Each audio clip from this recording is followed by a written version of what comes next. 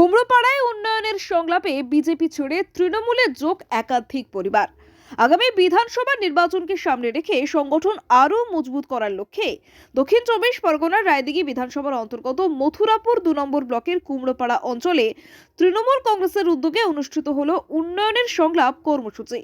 এদিন অনুষ্ঠানের শুরুতেই কাছারিপাড়া মা নারায়ণী মন্দিরে পুজো দিয়ে এলাকার মহিলাদের সঙ্গে প্রায় 3 কিলোমিটার রাস্তা পায়ে হেঁটে কর্মসূচির সূচনা করেন মথুরাপুর 1 নম্বর ব্লকের ব্লক সভাপতি মানবেন্দ্র হালদার। এরপর কুমড়োপাড়া অঞ্চলের প্রায় 5টি বুথে আলাদা আলাদা করে উন্নয়নের সংলাপ সভার আয়োজন করা হয়। সভায় গত 15 বছরে তৃণমূল কংগ্রেসের সরকারের বিভিন্ন উন্নয়নমূলক কাজের খতিয়ান তুলে ধরা হয়।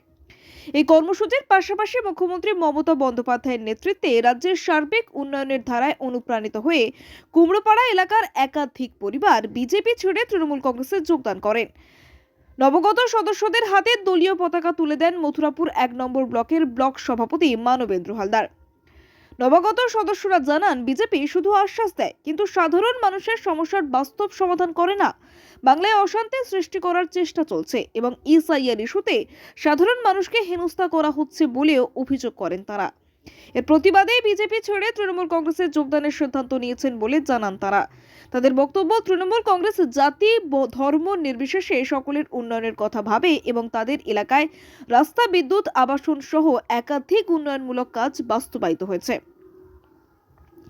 এদিনের কর্মসূচিতে উপস্থিত ছিলেন মথুরাপুর 1 নম্বর ব্লকের ব্লক সভাপতি মানবেন্দ্র হালদার, ব্লক যুব সভাপতি রাজু পুরকাইত, কুমড়োপাড়া অঞ্চলের অঞ্চল সভাপতি জ্ঞানরঞ্জন মজুমদার, মথুরাপুর 2 নম্বর ব্লকের প্রাণী সম্পদ ও মৎস্য কর্মাধ্যক্ষ পারমিতা মজুমদার, জেলা পরিষদের সদস্য মাধবী হালদার পুরকাইত এবং মথুরাপুর 2 নম্বর ব্লকের শিক্ষা কর্মদক্ষ প্রতিমা ভুঁইয়াখা।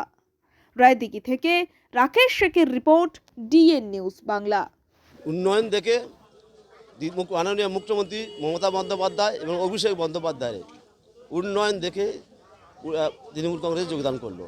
আপনারা দেখেছেন সকাল থেকে উন্নয়নের পাঁচালী নিয়ে সকাল 8টা থেকে কালী মন্দিরে পুজো দিয়ে আমরা শুরু করেছি। কাতারে কাতারে মহিলারা আমাদের সঙ্গে আছে এবং সাড়া পাচ্ছি যে দিদির যে উন্নয়ন বাড়ি বাড়ি পৌঁছেছে। সবাই স্বীকার করছে যে আমরা সব কিছু পাই, লক্ষ্মীর ভাণ্ডার থেকে শুরু করে স্বাস্থ্যসাথী কার্ড থেকে শুরু করে সমস্ত কিছু পাই। তা দিদির পাশে আমরা আছি। বার্তা দেবো, সামনে 26শে বিধানসভা নির্বাচন, দিদিকে আবার এই ক্ষমতা আনা।